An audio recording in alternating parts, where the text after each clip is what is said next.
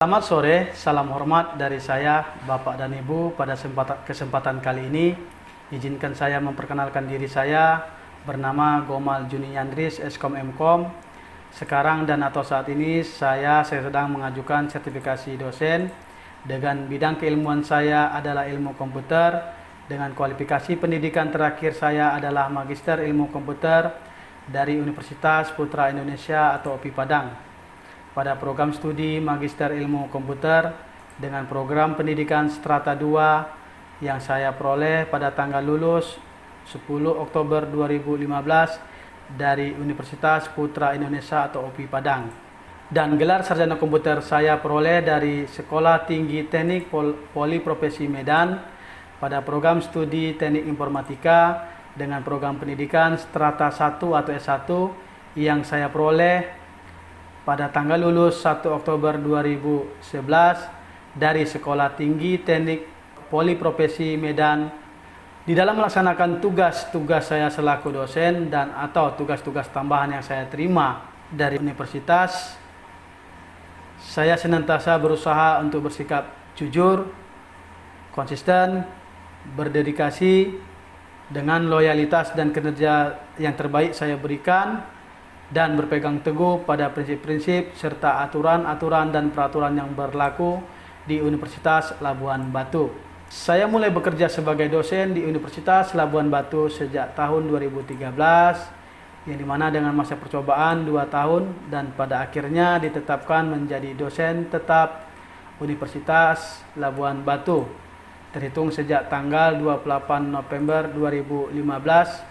Dan selama periode ini saya diberikan kepercayaan untuk mengampu beberapa mata kuliah, antara lain mata kuliah pengelolaan data elektronik untuk semester 1, mata kuliah pengelolaan instalasi komputer untuk semester 3, mata kuliah untuk pengantar jaringan komputer untuk semester 2, mata kuliah untuk jaringan komputer untuk semester 4, mata kuliah organisasi komputer untuk semester 2, mata kuliah arsitektur dan organisasi komputer untuk semester 2. Dalam menjalankan tugas pembelajaran, saya selalu berpegang pada prinsip-prinsip dan aturan-aturan serta peraturan-peraturan yang ada dan yang berlaku di Universitas Labuan Batu, yang dimana saya harus membuat rencana program semester atau RPS, kemudian memilih dan menentukan metode-metode pembelajaran, kemudian bagaimana strategi atau pendekatan yang tepat kepada mahasiswa, kemudian bagaimana nantinya menggunakan media pembelajaran yang dapat memotivasi, memberikan dorongan dan semangat kepada mahasiswa selama proses perkuliahan berlangsung. Selain daripada memberikan materi-materi perkuliahan dengan kesadaran saya sendiri, saya akan menyiapkan tugas-tugas, baik tugas mandiri atau perseorangan, individu maupun perkelompok kepada mahasiswa. Selesai perkuliahan, saya harus segera memeriksa semua pekerjaan mahasiswa, mulai dari tugas, kuis, dan atau lainnya. Dan tentunya sebagai evaluasi dan penilaian saya dari masing-masing mahasiswa selama mengikuti proses perkuliahan berlangsung. Selama menjalankan tugas di Universitas Labuan Batu sebagai dosen, saya mendidik, mengajar. Saya selalu berusaha menjalankan dengan sepenuh hati serta mentaati prinsip-prinsip dan aturan dan serta peraturan yang berlaku di Universitas Labuan Batu. Sekali saya menyatakan sanggup dalam melaksanakan suatu tugas yang diamanahkan untuk saya emban, selama itu pula saya akan loyalitas, berdedikasi, dan berusaha berkinerja yang baik sehingga saya akan curahkan dengan sepenuh hati. Sekalipun begitu, dalam setiap kesempatan, baik dalam pergaulan saya antara saya dengan mahasiswa, antara saya dengan rekan sejawat saya dosen yang lain, atau yang dan lain sebagainya, saya selalu berusaha bersifat cool, luwes, dan terbuka, serta berusaha menerima masukan bahkan kritikan sekalipun dari berbagai pihak yang dapat bersifat membangun karakter saya dan kepribadian saya sendiri, maupun akan saya jadikan sebagai teguran untuk saya lebih baik lagi bersikap, berperilaku, bertingkah laku di kemudian hari. Dalam video kali ini saya akan memaparkan rencana program semester atau RPS. Satu mata kuliah utama yang saya ampu yaitu mata kuliah Arsitektur dan Organisasi Komputer untuk semester 2 Manajemen Informatika berikut ini. Rencana pembelajaran semester atau RPS yang telah saya susun, minggu pertama nantinya kemampuan akhir yang diharapkan mahasiswa mampu memahami, mengerti, dan menerima kontrak perkuliahan. Kemudian di pertemuan kedua, kemampuan akhir yang diharapkan mahasiswa mampu memahami dasar arsitektur dan organisasi komputer. Kemudian di pertemuan ketiga, kemampuan akhir yang diharapkan mahasiswa mampu memahami evolusi dan kinerja sistem komputer. Pertemuan keempat, mahasiswa diharapkan mampu memahami, menjelaskan, dan mengerti tentang top level komputer dan interconnection. Pertemuan kelima, ini akan dilaksanakan presentasi tugas kelompok. Artinya mahasiswa akan saya berikan tugas baik studi lapangan tentang top level komputer interconnection. Kemudian di pertemuan kelima, mahasiswa akan saya minta untuk mempresentasikan tugas yang telah mereka kerjakan. Di pertemuan keenam, kemampuan yang akhir yang diharapkan mahasiswa mampu memahami dan mengerti serta menjelaskan sistem bus dan memori, baik internal dan eksternal.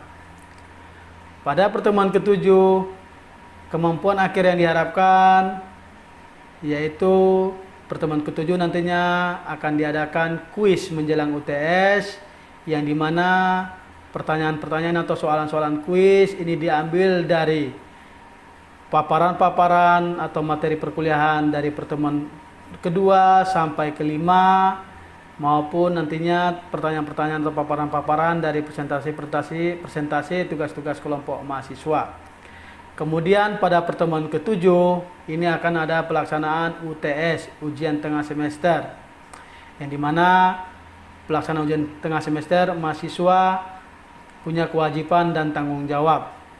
Kewajibannya mahasiswa harus memenuhi semua administrasi yang telah ditetapkan pihak kampus Universitas Labuan Batu, dan haknya adalah bisa mengikuti ujian tengah semester.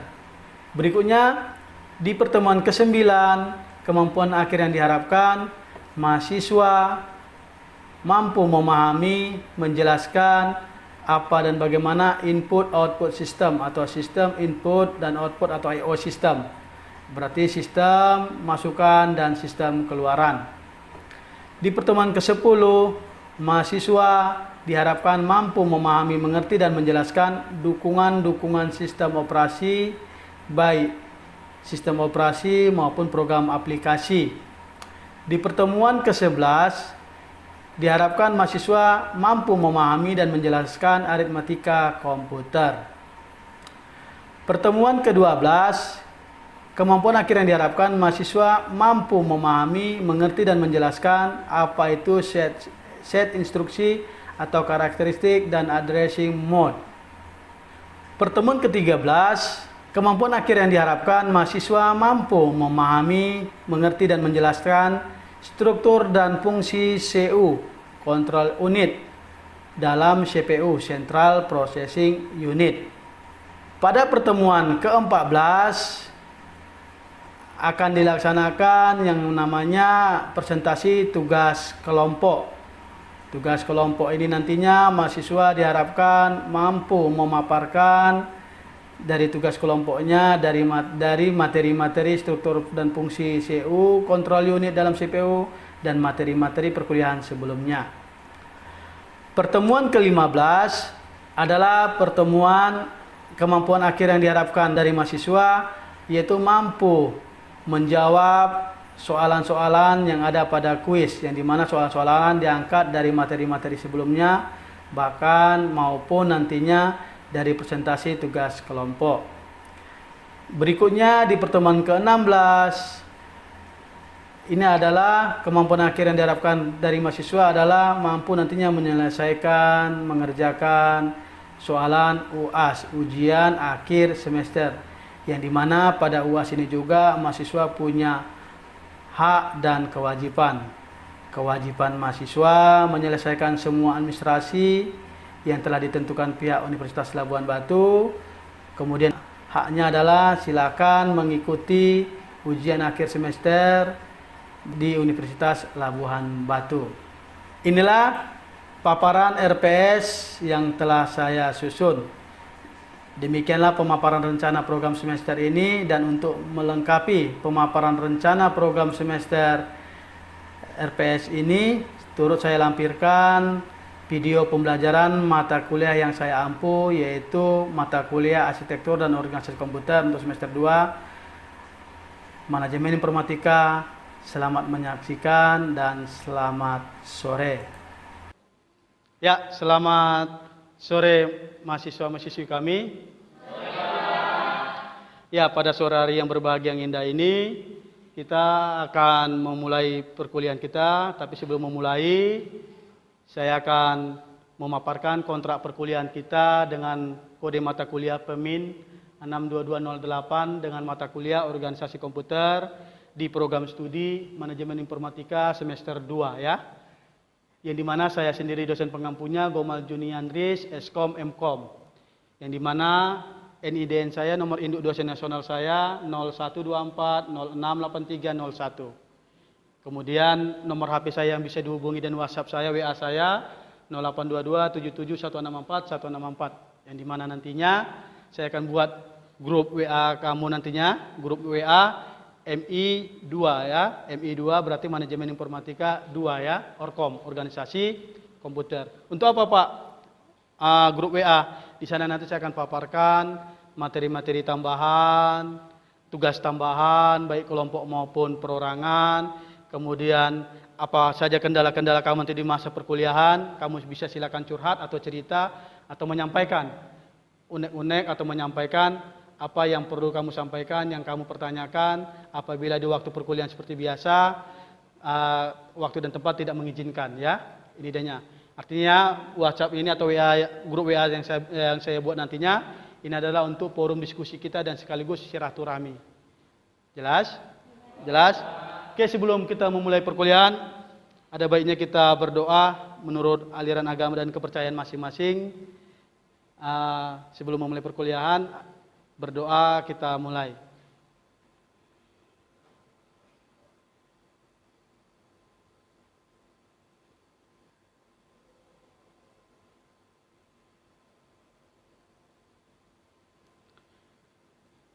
Ya, berdoa selesai.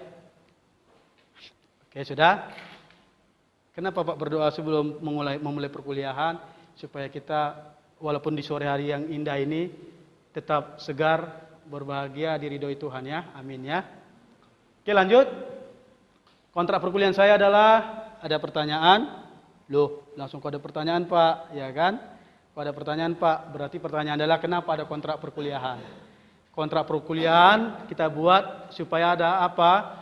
Ada kesepakatan bersama antara mahasiswa dengan dosen. Ada rambu-rambu, ada aturan antara dosen dengan mahasiswa. Baik nanti rambu-rambu penugasan, kemudian ada nanti penilaian dan lain sebagainya ya. Deskripsi mata kuliah kita, mata kuliah Organisasi Komputer. Bagaimana nanti kamu diharapkan yang namanya memahami konsep organisasi dan arsitektur komputer ya. Organisasi dan arsitektur komputer. Yaitu apa itu Pak organisasi dan arsitektur komputer, apa itu komputer, apa itu organisasi komputer. Dan memahami dengan cara memahami sifat, cara kerja, fungsi, karakteristik bagian-bagian unit-unit yang terkoneksi pada sistem arsitektur komputer. Artinya begini, nanti kita akan bahas bagaimana nanti organisasi komputer, bagaimana nantinya sistem-sistem komputer, di mana nanti perangkat-perangkat komputer itu nantinya ada perangkat unit atau device unit, ada perangkat proses, device proses, dan ada perangkat output atau device keluaran. Di samping itu akan ada nanti dalam perangkat device proses, ada nanti device storage atau perangkat penyimpanan ya, idenya. Tujuan pokok pembelajaran kita yaitu kamu mahasiswa diharapkan nantinya memahami konsep dasar daripada organisasi dan arsitektur komputer. Kemudian kamu sebagai mahasiswa dapat memahami tentang struktur dan fungsi dari sistem komputer. Kemudian kamu sebagai mahasiswa dapat menjelaskan nantinya setiap bagian-bagian atau komponen pada organisasi komputer dan penerapannya pada konsep arsitektur komputer. Kemudian kamu nanti mahasiswa diharapkan dapat merancang atau mengemukakan yang namanya nanti ide, merancang atau bagaimana nanti organisasi komputer atau arsitektur pada sistem komputer yang sekarang yang terbarukan. Kemudian berikutnya materi pembelajaran kita yaitu nantinya pengenalan kontrak belajar ya, pengenalan kontrak belajar. Yaitu nantinya ini adalah materi pembelajaran kita pertemuan per pertemuannya ya, pertemuan per pertemuannya. Yang dimana nantinya pertemuan pertama itu adalah pengenalan kontrak belajar, kemudian pengantar mata kuliah organisasi komputer ya. Kemudian pertemuan kedua kita akan membahas tentang pengantar dan dasar organisasi dan arsitektur komputer ya. Pertemuan ketiga bisa nanti dilihat. Pertemuan ketiga kita akan bahas evolusi dan kinerja sistem komputer. Pertemuan keempat top level computer interconnection. Pertemuan kelima kita akan membahas yang namanya sistem bus, yaitu sistem komputer. Kemudian pertemuan keenam kita akan membahas memori. Nanti memori itu apa nantinya? Ada RAM, nanti ada ROM. RAM, random access memory, ROM, read only memory. Kemudian kita akan membahas nanti namanya memori eksternal. Memori eksternal nanti ada nanti eksternal bersifat device storage dan lain sebagainya. Kemudian pertemuan ke-8 kita akan ada mid semester atau UTS, ujian tengah semester. Pertemuan 9 kita akan membahas tentang I/O system. I/O system ini adalah input output system atau sistem masukan dan sistem keluaran. Kemudian pertemuan 10 kita akan membahas yang namanya dukungan sistem operasi atau SO. Support dikatakan operating system. Kemudian pertemuan 11 kita akan bahas aritmetik komputer. Pertemuan ke-12 kita bahas set instruksi atau karakteristik and addressing mode. Pertemuan ke-13 kita akan bahas struktur dan fungsi CPU, Central Processing Unit. Yang dimana dalam CPU nanti ada ALU, ada CU. Apa ALU? Arithmetic Logic Unit. Kemudian apa CU? Control Unit. Inilah nantinya yang di dalam processing komputer, pengendali komputer. Kemudian kita akan bahas namanya pertemuan ke-14 RISC, yaitu apa? Reduce Instruction Set Computer. Kemudian pertemuan ke-15 kita akan membahas multiple core computer. Sedangkan pertemuan ke-16 yang terakhir kita akan membahas yang namanya UAS, ujian akhir semester. Cara metode belajar kita yaitu pertama adalah ceramah dan tutorial, kemudian kedua diskusi yaitu tugas kelompok. Nanti saya akan buat tugas kelompok, perorangan maupun per kelompok. Kemudian kita akan membahas metode belajar kita adalah simulasi, yaitu penerapannya, kemudian grup diskusi, membuat proyek akhir, nanti studi lapangan, kemudian presentasi, yaitu mempresentasikan tugas-tugas kelompoknya. Buku referensi yang saya ambil yaitu yang pertama William Sterling, Herring Jordan, Pator, William Sterling berikutnya dan lain sebagainya ya. Kemudian tugas nantinya bisa dikirimkan ke email saya dengan subjeknya, tugas ke berapa nantinya, kemudian NIM kamu, nomor induk mahasiswa atau NPM, kemudian prodi apa dan semester apa, kemudian attachmentnya yaitu apa, NIM, nama prodi dan semester. Nanti tugasnya baik bersifat paper, format dan penulisan ditentukan kemudian. Yang dimana lama pengumpulan tugas sampai ke pertemuan berikutnya ya. Sampai pertemuan berikutnya, misalnya tugasnya di pertemuan ke-5 berarti dikumpul di pertemuan ke-6. Sistem penilaian yaitu apa? Kehadiran 10%, kemudian tugas 20%, UTS UAS 30%, UTS 30%, UAS 40% ya. Jadi total semua 100% dengan interval nilai yang ada ya. Oke, sampai sini ada pertanyaan? Sampai sini ada kira-kira yang mau ditanyakan? Sebelum kita masuk ke materi berikutnya, materi dan pertemuan berikutnya. Oke, bila tidak ada pertanyaan, kita lanjut. Kita lanjut ya.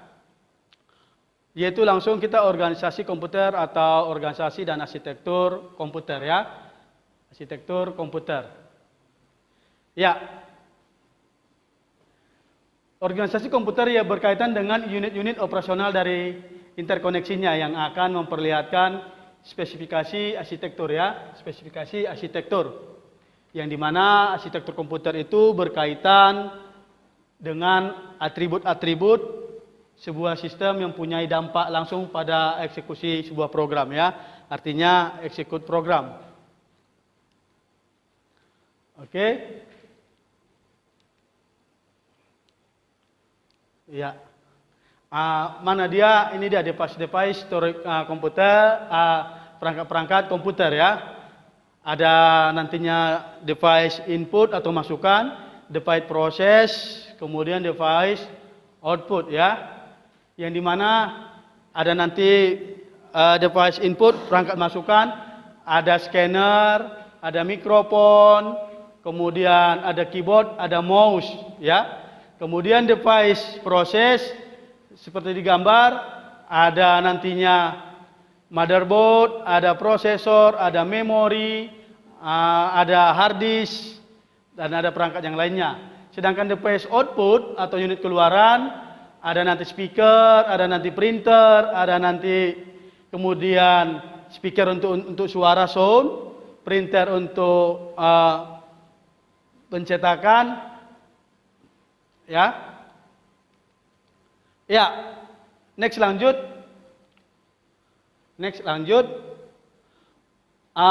Diagram pohon atau gambaran daripada organisasi komputer atau arsitektur komputer, yaitu apa?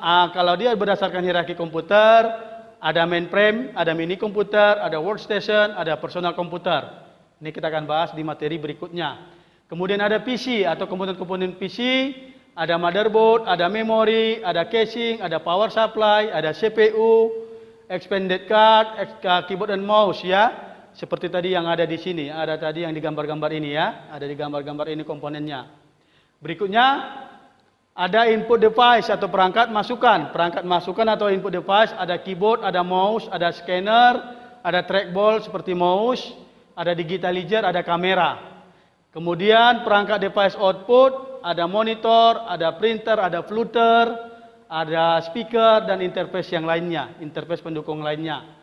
Sedangkan I/O system, input output system atau I/O port atau port masukan dan port keluaran, yaitu ada input, ada output. Yang output contohnya adalah PGA card, video graphic array ya, kartu PGA, arti kartu video graphic array atau untuk video ya. Kemudian ada lagi nanti output berupa sound card atau kartu suara ya, kartu suara. Sedangkan input card atau input port ada RJ card, ada kemudian sound, ada LAN card. LAN card itu adalah local area network card atau kartu jaringan ya. Lanjut, ada nanti CPU, Central Processing Unit. Central Processing Unit adalah memiliki dua bagian fungsi utama tadi yang seperti saya jelaskan pertama tadi. Ada ALU, Arithmetic Logic Unit sebagai pusat pengolahan datanya, serta bagian CU, Control Unit, digunakan untuk mengontrol kinerja komputer. Berikutnya, memori. Ya, memori ada internal, ada eksternal seperti saya uraikan tadi di awal tadi. Memori internal ada RAM, ada ROM. RAM tadi saya bahas tadi ada random access memory, sedangkan ROM read only memory. Read only memory ini adalah hanya membaca pertama. Contoh adalah BIOS. BIOS itu adalah basic input output system. Kemudian RAM, random access memory, yaitu memori yang mengacak atau membaper atau memberikan dukungan kinerja komputer berikutnya, yaitu membantu kinerja prosesor ya. Kemudian ada cache memori, ada buffer memori atau dukungan memori untuk mendukung kinerja komputer.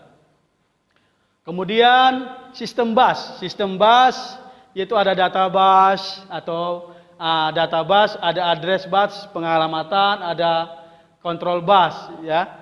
Ada control bus pengontrolan, ada address pengalamatan, ada data atau penyimpanan data. Ya. Lanjut. Organisasi komputer atau arsitektur komputer yang mempengaruhi kinerja arsitektur komputer, ada manfaat arsitektur, ada kinerja sistem, ada biaya sistem. Berikutnya berdasarkan Mason non von Neumann, artinya berdasarkan si non von Neumann bahwa arsitektur komputer itu ada struktur memori, ada jumlah program yang dapat dijalankan, kemudian ada jumlah memori, kemudian biaya yang dapat diukur dalam arsitektur komputer, ada reliabilitas, kemudian perbaikan, konsumsi daya, beratnya, kekebalan, interface sistem software yang lain. Berikutnya cara melakukan perubahan pada arsitektur komputer ada nanti membangun array prosesor, menerapkan prosesor prefilingnya, membangun komputer multiports-nya, kemudian membangun komputer dan arsitektur lainnya. AK di sini saya singkat arsitektur komputer ya. Kalau AK artinya arsitektur komputer ya. Kemudian ada desain komputer, ada pokok arsitektur komputer, ada definisi arsitektur komputer ya. Ya. Lanjut. Mengapa belajar organisasi dan arsitektur komputer? Mengapa kita belajar atau mempelajari organisasi dan arsitektur komputer? Yang pertama, dapat mengambil keputusan sistem atau arsitektur komputer seperti apa nanti yang dibutuhkan pengguna pada suatu perusahaan, instansi, pemerintahan, dan lain sebagainya. Yang kedua, pada saat merancang program, dapat memaksimalkan penggunaan resource. Resource artinya sumber pada komputer, baik sumber daya, sumber kinerja, sumber sistem, dan lain sebagainya. Berikutnya, kompabilitas. Kompabilitas artinya kesesuaian.